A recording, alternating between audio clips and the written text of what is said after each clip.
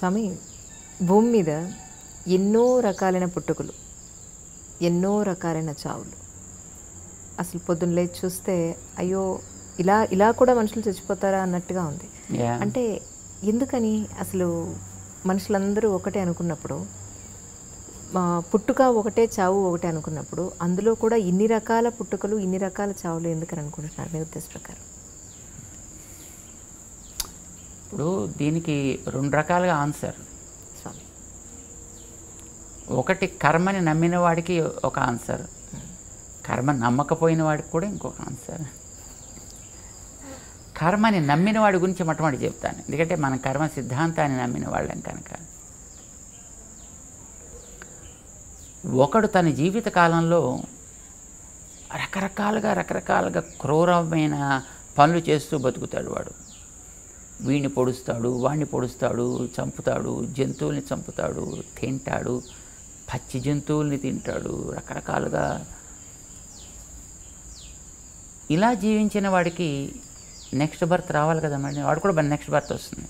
ఎందుకు వస్తుందంటే, ఇప్పుడు ఒక గేట్ దగ్గర ఒక ప్యూని మనం పెట్టాం, ఏదో అవసరం వచ్చి ఆ ప్యూని మనం బయటికి పంపించాం అనుకోండి, ఆ పని మనమే కదా చేయాలి.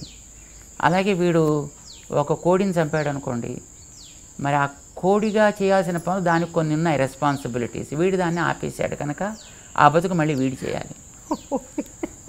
సో చేపని చంపాడు అనుకోండి, ఆ పనులు వీడు చేయాలి. ఒక ఈగను చంపాడు అనుకోండి, అవి వీడు చేయాలి. ఒక దోమని చంపాడు అనుకోండి, ఓ పందిని, ఓ మేకని, ఒక గొర్రెని, బర్రెని, వాట్ ఎవర్ ఇట్ ఈస్. ఇప్పుడు వీటన్నిటినీ వాడు చంపినప్పుడు అవన్నీ చేయాల్సిన పనులు వీడు చేయాలి కనుక వీడికి నెక్స్ట్ బర్త్లో వాటికి ఏవేవైతే ఎక్స్పీరియన్స్ చేయాల్సి ఉందో అవన్నీ వీడికి ఎక్స్పీరియన్స్కి వస్తాయి ఆటోమేటిక్గా, ఒకదాని తర్వాత ఒకటి. ఒక బర్త్లో రాకపోవచ్చు, maybe a few births, right. దాన్ని బట్టి వీడి యొక్క పుట్టుకలోనూ మార్పులు వస్తాయి. ఒక్కొక్కడు కుక్కలా పుడతాడు, ఒక్కొక్కడు చేపలా పుడతాడు, ఒక్కొక్కడు పందిలాగా పుడతాడు, ఒక్కొక్కడు పిల్లిలాగా పుడతాడు. ఆ పుట్టే ప్రాసెస్లో వీడు యాక్చువల్గా మనిషిగా పుట్టాల్సిన వాడు. మనిషిగా పుట్టాల్సిన కుక్కలా పుట్టాడు అనుకోండి, మరి దానిలో తేడా ఉంటుంది కదా. Different types of births. చాలామంది అంటుంటారు, వీడికి ఉండే కర్మలు ఎన్ని రకాలు ఉంటాయో, కర్మని వీడు అనుభవించాలి. కర్మ ఎప్పుడూ కూడా కృతం కర్మ శుభ అశుభం అవశ్యం అనుభోక్తవ్యం. ఏది మనం ఒకసారి చేశామో దాన్ని ఎప్పుడో అప్పుడు తప్పకుండా అనుభవించి తీరవలే, ఎవడైనా కానివ్వండి. వారు అనుభవించడానికి బాడీయే కదా సాధనం. బాడీలోకి రావాలి, మళ్ళీ బాడీలోంచి వెళ్ళాలి. కనుక ఈ మధ్యలోనే వాడికి అనుభవించాల్సిన వాటన్నిటిని కూడా అనుభవింప చేయాలి కదా. కర్మల యొక్క తారతమ్యాన్ని బట్టి వీడి యొక్క పుట్టుకల్లో తారతమ్యాలు ఏర్పడతాయి, వీడి యొక్క పోకడలో తారతమ్యాలు ఏర్పడతాయి, వీడు సాగించే జీవితంలో కూడా తారతమ్యాలు ఏర్పడతాయి. ఇది కర్మని నమ్మిన వాడి సంగతి. కర్మని నమ్మలేదనుకోండి, అలాంటప్పుడు ఇందాక మేము చెప్పాను చూసారా, లాజిక్. ఒకడిని ఉన్న వీడు ఏదో చేశాడు, హింసించాడు, మరి ఆ హింసించిన దాని యొక్క ఫలితం వీడు పొందాలి కదా. అంచేత వీడికి వాడి హింసకి సంబంధించినటువంటి ఏ అనుభవం ఉంటుందో ఆ అనుభవం వీడికి ఇక్కడ రావాలి. కొంతమంది చెప్తుంటారు, అబ్బా నేను నిజంగా పుట్టినప్పటి నుంచి ఇప్పటిదాకా ఏం తప్పు చేయలేదండి, కానీ ఎందుకు వచ్చిందండి ఇలాంటిది. పాపం వాడండి అసలు ఎంత అమాయకుడండి, కానీ వాడికి ఎందుకండి ఇట్లాంటి బాధ వచ్చింది, వాడికి ఎందుకంటే ఇట్లాంటి రోగం వచ్చింది, వాడికి ఎందుకంటే ఇట్లాంటి చావు వచ్చింది, ఇలా అంటుంటారు. లాజిక్ మనం బట్టి మనం చూసినట్లయితే వీడు ఇంతకుముందు ఏం చేశాడని పాపం వాడికి తెలియదు. ఇప్పుడు మనం కార్యాన్ని బట్టి కారణాన్ని ఊహిస్తాం. ఇప్పుడు ఈవేళ త్రేన్పు వచ్చిందనుకోండి, దాంట్లో జీలకర్ర వాసన వేస్తే బహుశా నేను తిన దాంట్లో ఎక్కడో జీలకర్ర ఉండి ఉంటుంది అని మనం ఊహిస్తాం మనం. అలాగే ఇప్పుడు మనం అనుభవించేటటువంటి దాన్ని బట్టి బహుశా వీడు ప్రీవియస్ బర్త్లో వీడు ఏదో చేసి ఉంటాడు అని మనం తప్పకుండా వీ ఇన్ఫర్ దట్, అది మనం ఊహిస్తాం దాన్ని. బికాస్ ఇది మనకి ఫస్ట్ బర్త్ కాదు, ఎవరికి కాదు, ఎన్నో బర్త్స్ మనం సాగుతున్నాయి. దీన్ని మనం అంగీకరించాలి, లాజికల్గా చెప్తున్నాను. ఎందుకు లాజికల్గా అంగీకరించాలి? ఒకే తల్లికి పుట్టినటువంటి ఇద్దరు సంతానం ఒకే రకంగా ఉండట్ల, ఆలోచనల్లో కానీ ఆచరించే యాక్టివిటీస్లో కానీ. ఎందుకు వచ్చింది difference? There must be some guiding factor behind. అది మనం పూర్వజన్మలోంచి వచ్చింది ఏదో అని క్యారీడ్ ఫార్వర్డ్ తీసుకుంటాం మనం. పశువుల్ని మనం చూస్తున్నాం. సే ఒక దూడ పుట్టింది, పుట్టిన 1.5-2 మినిట్స్లో అది మెల్లిగా లేచే ప్రయత్నం చేస్తుంది. ఒక 5 మినిట్స్ కల్లా లేచి నిలబడుతుంది. And the calf certainly knows where the udder is to suck the milk.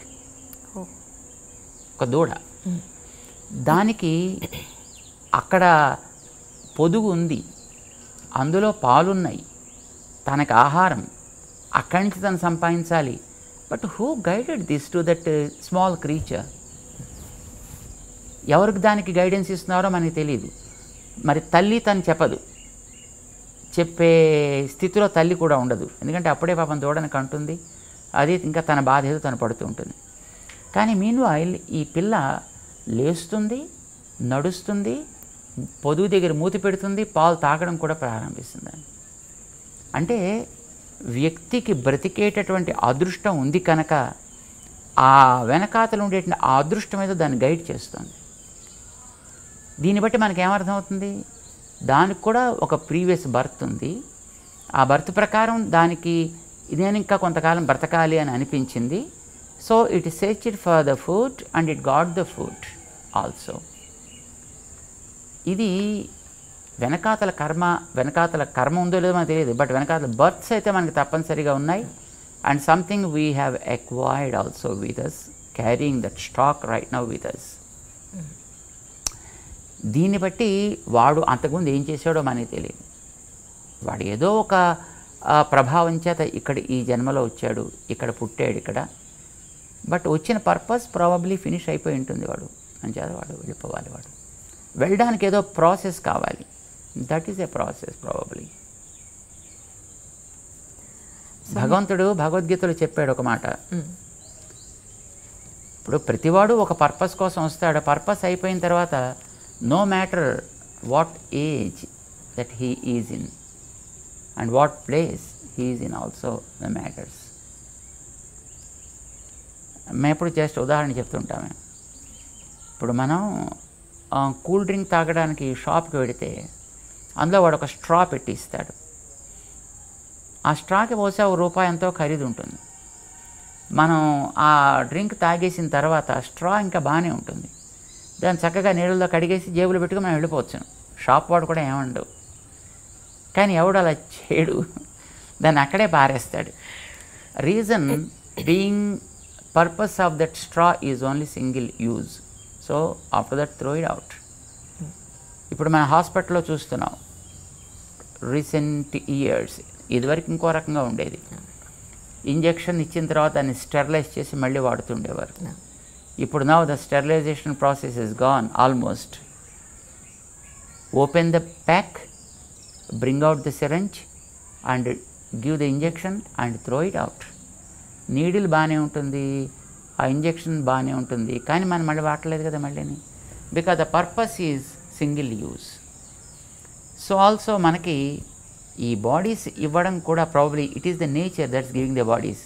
Let us not talk about the karma or karmic siddhantas, right? Nature gave the body to us. Let us believe in that, because whether if we believe it or not, but that's the truth. Nature is the one giving the bodies and it gives with a purpose. And when the purpose is up, then you should take it out. ఎట్లా తీసుకెళ్ళాలి? ఏదో ఒక purpose, ఏదో ఒక రకమైన process. ఒక్కొక్కడు టక్కుమని heart attack వచ్చి పోవచ్చును, లేదు ఒక్కొక్కడు ఏదో యాక్సిడెంట్ లాగా జరిగిపోవచ్చును, ఒకడు మరో కారణం చేత పోవచ్చును, సమ్ అదర్ రీజన్.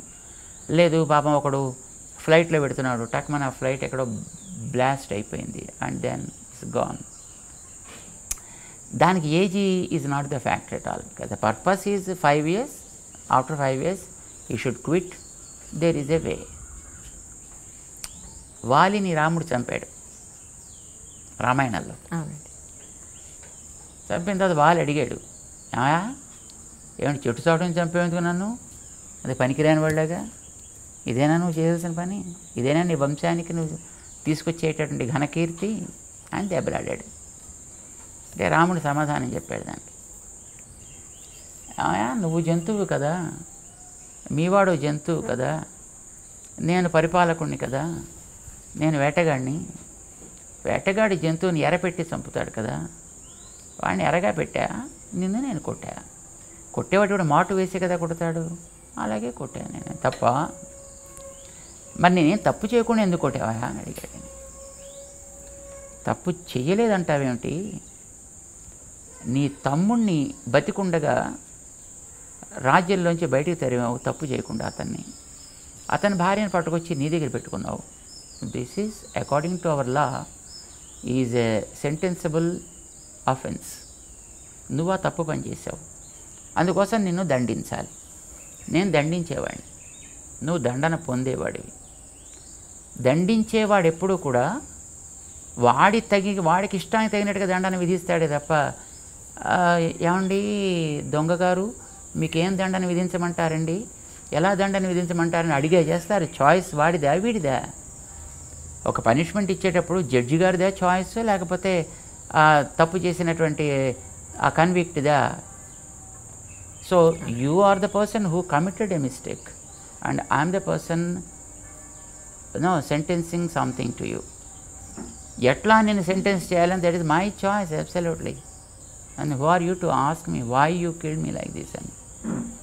నా ఇష్టం, నేను కావాలంటే నేను హ్యాంగ్ చేస్తా, లేక షూట్ చేస్తా, లేకపోతే ఎలక్ట్రిక్ చైర్లో కూర్చోబెట్టి షాక్ ఇస్తా, లేకపోతే మరి ఇంకోటి ఏదో చేస్తా. That is my choice, who are you to ask me అంటాడు. అలాగా nature has her own ways of implementing the things. So కొంతమందికి వాళ్ళ పర్పస్ అయిపోయిన తర్వాత ప్రాబబ్లీ ఈ రకమైనటువంటి కంక్లూజన్ చేయాలి అని, if the nature things that is what happens.